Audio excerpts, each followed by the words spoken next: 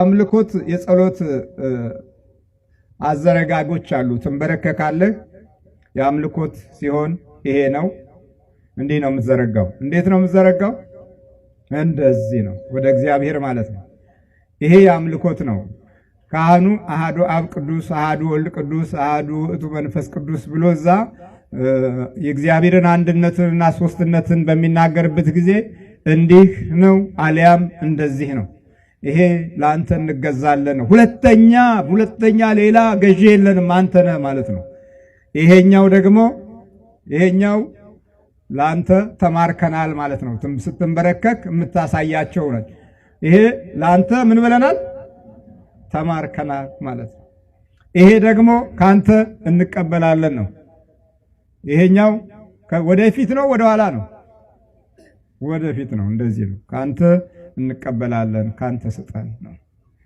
ይሄ ገንዘቡ ሲቸግርህ፣ በረከት ስታጣ፣ ምን ስትል አልባረክ ሲልህ፣ የሰራው የነካው እምቢ ሲልህ፣ ይሄው ካንተ ልቀበል ነው። አንተ ይሻላል፣ የአንተ ስጠኝ።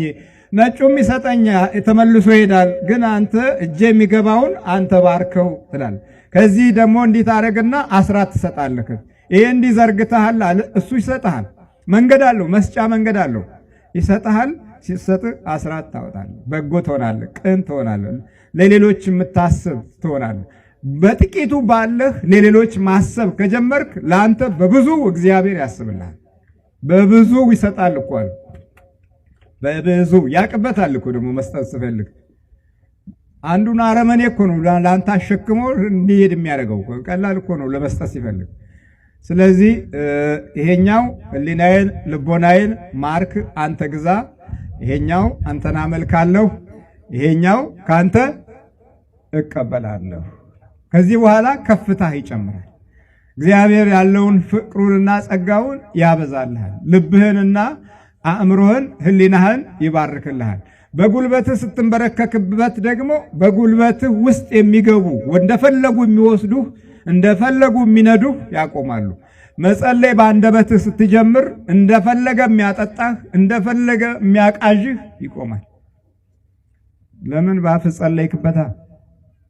ከዛ የጸለይክበትን አፍ ይህንን ድራፍቱን ቢራውን ግባ ብትለው አይገባም። እውነቴን ነው። የሚበቃህም ብቻ ትጠጣለህ።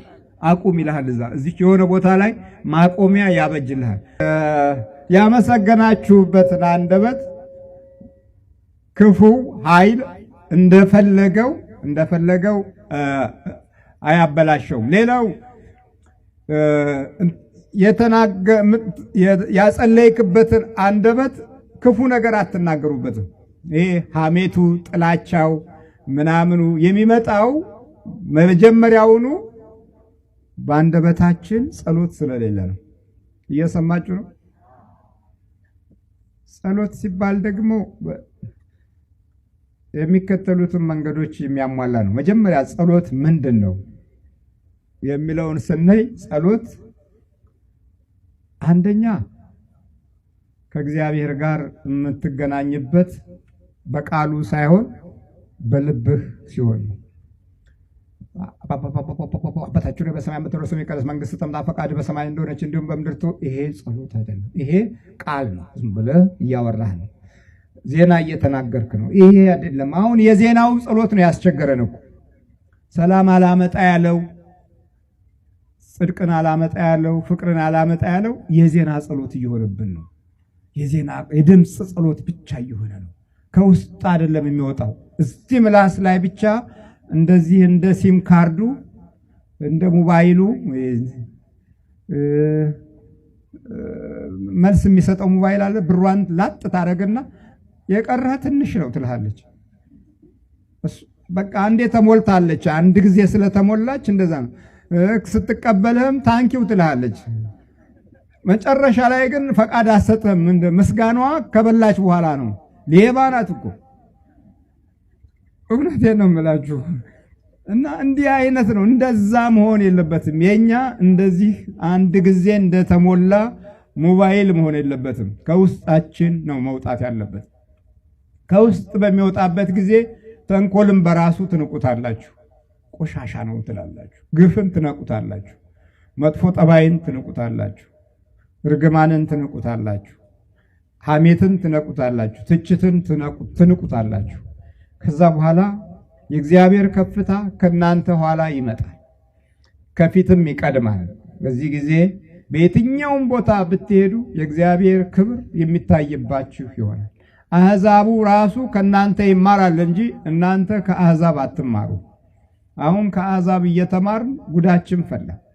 እነሱ ሲጨነቁ እንጨነቃለን፣ ሲያብዱ እናብዳለን፣ ሲጮሁ እንጮሃለን፣ ሲናደዱ እናደዳለን፣ ሲበሳጩ እንበሳጫለን። መንፈሳቸውን ወረስ ነው። መንፈሳቸው ከሕይወታችን ጋር ተስማማ፣ መታወክ የበዛብን ሆነ። ስለዚህ እንዲህ እንዳይሆን ጸሎት መጀመሪያ ከልቦና ውስጥ አብሮ መውጣት አለበት። ስትጸልየው አብሮት ይወጣል። ቀጥሎ ከአእምሮ ጋር ትስማማለህ። ቀጥሎ ከህሊና ጋር ትስማማለህ። እነዚህ ሶስቱ መስመሮች አንድ በሚሆኑበት ጊዜ እግዚአብሔር ካንተ እልፍኝ ውስጥ ሳይሆን ካንተ ልብ ውስጥ ነው ያለው። ከናንተ ጓዳ ውስጥ ሳይሆን ከናንተ ህሊና ውስጥ ይሆናል፣ በመንፈስ ቅዱስ ማለት ነው። ከዚህ በኋላ ወሬኞች ሲመጡ ወሬ አልወድም ትላለህ። ሐሜት አልወድም፣ ነገር አልወድም፣ አልፈልግም። ሌላ እንጫወት፣ ስለ መንፈሳዊ ጸጋ እንጫወት፣ ስለ እግዚአብሔር ክብር እንጫወት ብለህ ቋንቋ ታስለውጣላችሁ። አለበለዚያ ግን ይሄ በእንትን የቃልና የድምፅ ብቻ በሚሆንበት ጊዜ መናፍስቱ ራሱ ህይወትን አብሮት ይለምደዋል። ልብህን ይለምደዋል፣ አእምሮህን ይለምደዋል፣ ጠባይን ይለምደዋል፣ እንቅስቃሴህን ይለምደዋል። ከዛ በኋላ ወደፊት ስትሄድ እሱ የሆነ ገመድ አበጅቶ ወደ ኋላ ይጎትታል። ወደፊት ስትሮጡ እሱ የሆነ መሰናክል አበጅቶ እንድትደክሙ ያደርጋችኋል፣ እንድትዝሉ ያደርጋችኋል። ለበረከት የምትዘጋጁበትን መንፈስ ከህይወታችሁ ያርቃል። እግዚአብሔር ማስተዋሉን ይስጠን።